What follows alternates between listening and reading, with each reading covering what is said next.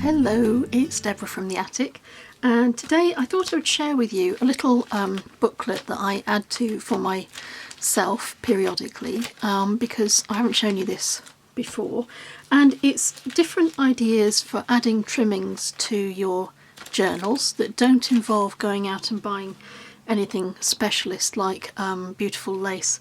I love lace, I'm a real sucker for lace, but when I go and buy any, it's quite expensive, and if you want to do lots of edgings on your journals, and if you had bigger pages and these little pages that I'm working with here, that could add up to be quite expensive. So I'm a real advocate of using whatever you have around you and adapting things so that they can be used in many different ways. And this booklet is something that I keep for myself. I've got a little dangle here, it hangs in my eye line in my little attic, and it means that anytime I'm thinking about ways that I want to edge my journals, I've got it there in front of me. I don't have to think about it, or if I've got a tired brain, I've got an answer.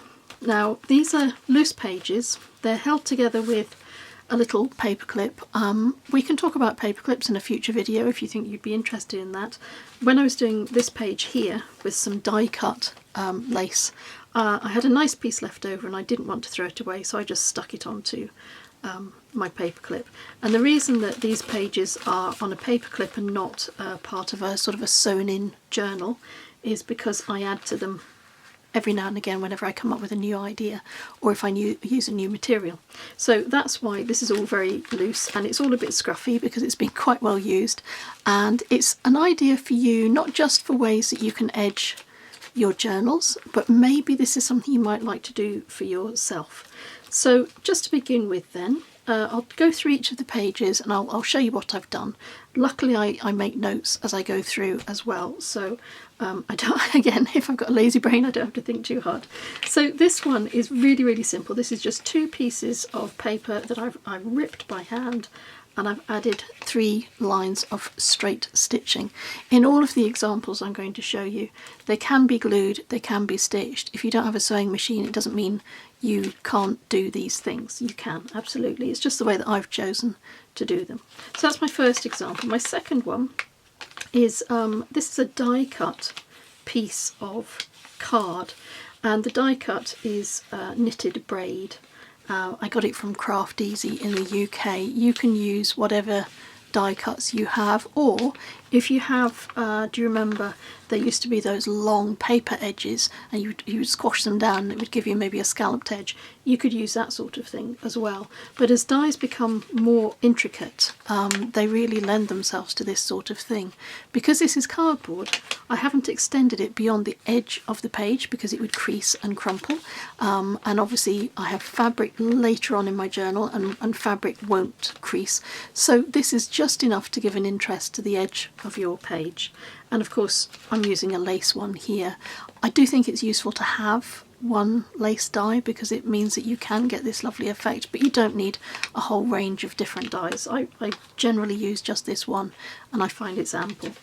The next one I have is sari silk. Now, I buy my sari silk online from a company called Yarn, and they work with women in India who produce these beautiful strips of sari silk. This is my sari silk from Yarn, and this is what 100 grams of sari silk looks like. I've opened this out and I've been working with it. You can see how much you get. You get absolutely loads. Can you imagine if you were buying lace, how much it would cost you to buy that amount of lace? But when it arrives, it's a lot more neatly sort of tidied up than, yeah, you can see I don't sell sari yarn because I can't make it look pretty, but it will arrive quite neat. And I've actually recently got some more. This is how it arrives.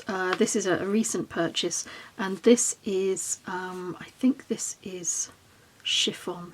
It's really fine. I haven't opened it out yet, which is just as well because this gives you an idea of how it all arrives. So something like this, I think this cost about £8 or £9 sterling, so really not very much money. You would get absolutely loads of use out of one of those rolls of yarn, and it's generally it's by the weight, so this will be 100 grams as well. Then I've got a piece of tea-dyed paper. This is just the edge of some tea-dyed paper which I left in the oven for too long and managed to burn it. You can burn tea-dyed paper, as I've discovered. So I didn't want to throw it away because I thought maybe one day that will have a use, and that's just glued as a side strip. And this is crinkled glassine. I hope you can see. Difficult to show you because it's shiny, but it's glassine paper that I've tucked and folded, tucked and folded, tucked and folded, then I've sewn down the middle, and then I've glued it onto the page. So I haven't sewn it through. This is just glued on. This is crinkled tissue paper, exactly the same idea. You crinkle and fold, and then sew it down the middle, glue it onto the page. You can see there's no sew line down there. Glue it onto the page, and this you can allow to overhang the page a little bit. Because it will sort of crumple rather than crease. This is crinkled glassine, and this is sewn over a tab. So I've taken a piece of paper, I've cut it down, I've folded it in half. Here's the fold here. I've taken one of my printed words from my Etsy shop, and I've added a little bit of ink around the outside of that word, and I've glued it onto my tab. And then on this page, to hide the tab, I've taken some more of the folded and tucked and sewn glassine paper, and I've just glued it onto the edge there. You could do the same on this page if you wanted to hide this part of the tab as well. And this is 2 layers of net curtain, so it is actually vintage net curtain, but it's just 2 layers and they're just glued on top of each other. And because it's fabric again, I can let it hang out. Hang out sounds very groovy. I can let it fold over the page, or stick out over the page. And then I've got a fabric strip. This has just been cut down using pinking shears, you know, the zigzag scissors, and then I've stitched it on, and I've also added a little tag in the same fabric. So this is just folded over, and then I glue it in place on this side and on this side, and then I stitch it down so that I know I've captured the tag and it's secure. And then to make it a little bit more interesting, it just has a little little bow of thread just hanging out of the edge of them. When a book is closed, I think that's a real point of interest. So you can add that that sort of thing to a tab, or you can add it to a tag if you want a little bit of extra interest popping out.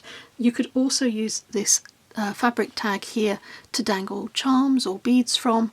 If you don't have any of those things, or if you don't want anything hard like that in your journal, then a little piece of ribbon or a little piece of thread is ideal, but that is a really versatile and useful thing to use. This is 2 layers of paper. Well, actually it's sort of thick paper or thin card.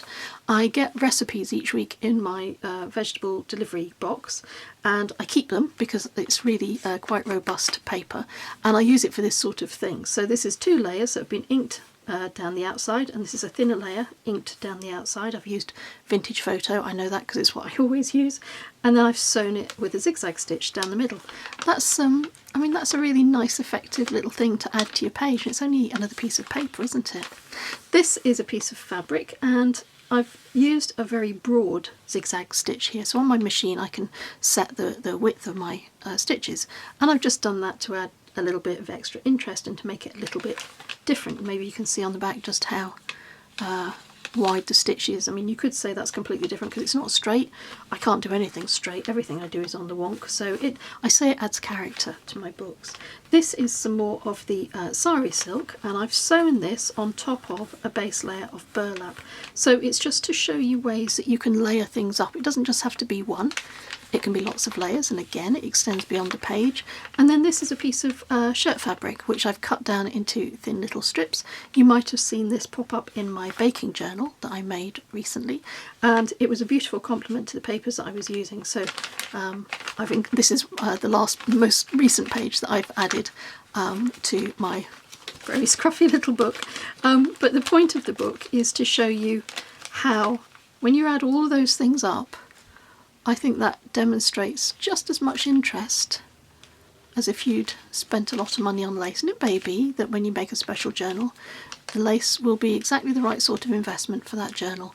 But 9 times out of 10, for me anyway, I just want something that's going to be interesting, but that I can make from recycling materials that I already have, because for me that's a lot of what journaling and junk journaling is about. It's about using stuff up. So I hope that's given you some ideas, and even if you don't adopt any of these specific ideas, if I heard that some of you had started making these little books and keeping this as a reference, that would be fabulous too. So thank you very much for watching, thank you for your time, and until we meet again, take care.